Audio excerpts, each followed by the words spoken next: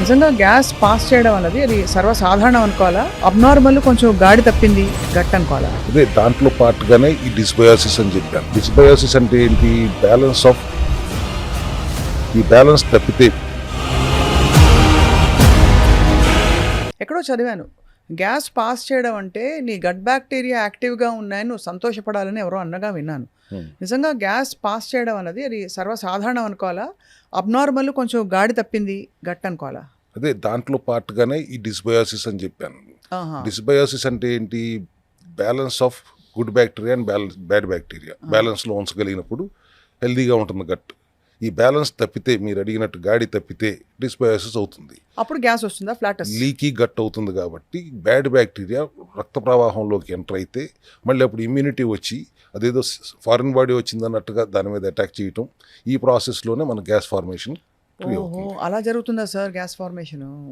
So ఇప్పుడు ఈ కండిషన్లో ఐబిఎస్ వచ్చిన తర్వాత bloating, gas formation, food intolerance, irregular motion patterns ఇవన్నీ వచ్చేస్తాయి ఆటోమేటిక్గా. ఇలాంటి సిమ్టమ్స్తో పేషెంట్ హాస్పిటల్కి వెళ్తే కాన్స్టిపేషనా, లాక్సేటివ్ ఇచ్చేస్తారు, డయేరియానా, యాంటీ డయేరియల్ ఇచ్చేస్తారు, గ్యాస్ టాబ్లెట్ ఇచ్చేస్తారు ఈజీగా. పెయిన్ అంటే యాంటీస్పాస్పోడిక్ ఇచ్చేస్తారు, బటానీలు తిన్నట్టు తినేయండి అని చెప్తారు. బట్ ఇవన్నీ సిమ్టమ్స్ని సైలెంట్ చేస్తాయి కానీ రూట్ కాజ్ని అడ్రస్ చేయవు, రూట్ కాజ్ని కరెక్ట్ చేయలేవు. ఎందుకంటే మన గట్ హెల్తీగా ఉండాలని డిజైన్ చేయబడింది. అవును. So what is the solution at cell health clinic? దీనికి ఐబిఎస్ని కరెక్ట్ చేయాలంటే సెల్యులార్ లెవెల్లో రిపేర్ చేయాలి. అది 3 స్టెప్స్లో చేస్తాం మనం. ఒకటి మెటబాలిక్ న్యూట్రిషన్. గట్కి మైక్రోన్యూట్రియంట్స్ అవసరం ఉంది. జింకు, సెలీనియం, మెగ్నీషియం లాంటి మైక్రోన్యూట్రియంట్స్ ఇస్తే గట్ లైనింగ్ రిపేర్ చేయడానికి హెల్ప్ చేస్తుంది. ఓకే, ఏమేమి ఉన్నాయి సార్? జింక్, మెగ్నీషియం, సెలీనియం, ఇట్లా ఇంకా 2-3 ఉంటాయి. Mitochondrial support, mitochondrial dysfunction correct చేయడానికి కావాల్సిన omega, vitamin C, vitamin D, N acetyl cysteine లాంటివి ఇస్తే ఇమ్యూనిటీని కరెక్ట్ రెగ్యులేట్ చేస్తానికి ఉపయోగపడుతుంది. Most important life style corrections and nutritional changes.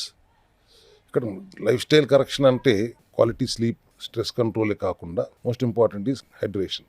You have to be more hydrated అనేది ఎప్పుడు చెప్తాం. 4 లీటర్ల నీళ్లు తాగండి, కనీసం 4 లీటర్ల నీళ్లు తాగండి. You should be hydrated. ఈ డీహైడ్రేట్ అవ్వటం ఈ ఐబిఎస్కి ప్రధానమైన కారణం. అవును. ఈ 3 క్వాలిటీ స్లీప్, స్ట్రెస్ రెగ్యులేట్ చేసుకుని హైడ్రేటెడ్గా ఉండి న్యూట్రిషన్ బ్యాలెన్స్లో ఉంచుకుంటే, టైం రెస్ట్రిక్టెడ్ ఈటింగ్ ఏదైతే మనం ఆటోఫేజీ అంటామో, ఆ టైం రెస్ట్రిక్టెడ్ ఈటింగ్లో గట్కి రెస్ట్ దొరుకుతుంది రిపేర్ చేసుకోవటానికి. రెస్ట్రిక్టెడ్ ఈటింగ్ పీరియడ్లో కూడా హ్యావ్ బ్యాలెన్స్డ్ న్యూట్రిషన్ విత్ లో ఫాడ్-మ్యాప్ డైట్ అంటాం. మళ్ళీ ఫాడ్-మ్యాప్ ఏంటి అని అడిగితే ఫెర్మెంటబుల్ ఒలిగోసాచురైడ్స్, డైసాచురైడ్స్, మోనోసాచురైడ్స్ అండ్ పాలియాల్స్ అంటాం. FODMAP అంటే అవి తక్కువగా ఉండేలా చూసుకోవాలి అని. అవి ఎలా తక్కువగా ఉంటాయి సార్? అంటే ఫెర్మెంటబుల్ అంటే కార్బోహైడ్రేట్స్ని బ్యాక్టీరియా బ్రేక్ డౌన్ చేసి లార్జ్ బౌల్లో పంపటమే కదా. అవును. దానిలో ఒలిగోసాచురైడ్స్ అంటే వీట్లో, గార్లిక్లో, ఆనియన్స్లో లభిస్తుంది. అది డైసాచురేట్స్ అంటే lactose, mostly available in dairy ప్రొడక్ట్స్లో దొరుకుతుంది. మోనోసాచురేట్స్ అంటే ఫ్రక్టోస్, కొన్ని యాపిల్స్, హనీ లాంటి ఫ్రూట్స్లో, కార్న్ సిరప్స్ వీటిలో దొరుకుతుంది. అండ్ పాలియాల్స్ అంటే షుగరీ ఆల్కహాల్స్, మోస్ట్లీ పిట్స్ ఉన్న ఫ్రూట్స్, చెర్రీస్ కానీ కొన్ని ఆర్టిఫిషియల్ స్వీట్నర్స్లో వీటిలో దొరుకుతుంది. ఇవన్నీ తక్కువగా ఉండేలా చూసుకోవాలి అనేది. ఇది భలే ఉంది సార్ ఈ చెక్ లిస్ట్ మీరు చెప్పింది.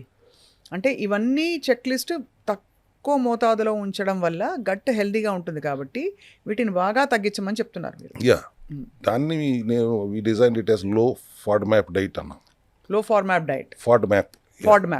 ఎఫ్ అంటే ఫెర్మెంటబుల్, ఓ అంటే ఒలిగోసాచురైడ్స్, డి అంటే డైసాచురైడ్స్, ఎం అంటే మోనోసాచురైడ్స్, ఏ అంటే ఎండే, పి అంటే పాలియాల్స్. ఇవి తక్కువగా ఉండేలా చూసుకోవాలి. పాలియాల్స్ ఏమున్నాయి సార్ చెప్పండి? లాస్ట్ లో మనకి అన్ని అయ్యి వచ్చాయి. చెర్రీస్ అండ్ కొన్ని ఆర్టిఫిషియల్ స్వీట్నర్స్, గ్రేప్స్ అవి కూడా అందులోకి వస్తాయి. గింజలు ఉన్న ఫ్రూట్స్లో ఎక్కువ మోతాదు ఉంటుంది. సో ఇవి బాగా తక్కువ మోతాదులో తీసుకోవాలి ఫస్ట్, అది డయట్ పరంగా. ఇట్లా కాంబినేషన్ నిద్ర ఆటోమేటిక్గా లైఫ్ స్టైల్ చేంజెస్లోనే క్వాలిటీ స్లీప్, సర్కేడియన్ రిథమ్ ఉండాలి కాబట్టి గట్కి కాస్త రెస్ట్ ఇవ్వాలి. మూడోది చెప్పారు మీరు.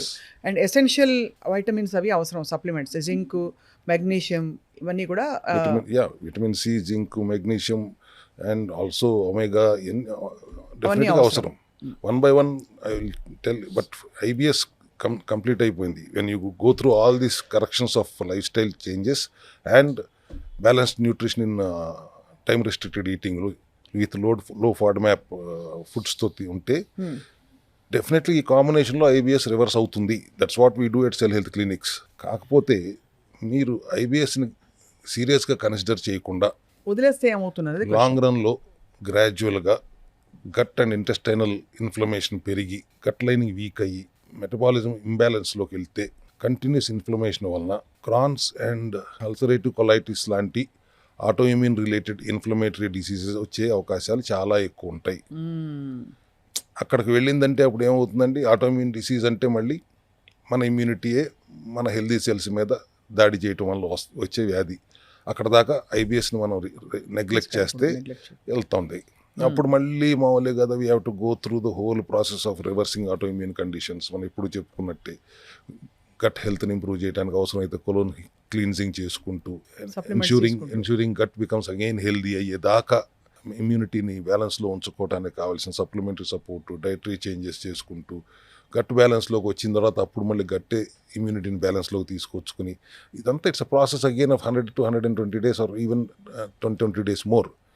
అందుకే ఇంత దూరం తెచ్చుకోకుండా ముందే ఆల్రెడీ అలర్ట్ అయిపోతే, ఐబిఎస్ వచ్చిన వెంటనే అలర్ట్ అయిపోతే, ఇమ్యూనిటీని బ్యాలెన్స్లో తెచ్చుకోగలిగితే ఖచ్చితంగా ఈ ఐబిఎస్ని రివర్స్ చేసుకోవటం చాలా ఈజీ. ఇట్లా కాకుండా వదిలేశారంటే మాత్రం ఆటోఇమ్యూన్ కండిషన్స్కి దారితీస్తుంది అనేది వాళ్ళ I wanted to give that awareness. ఇక్కడ కొన్ని క్వశ్చన్స్ సార్.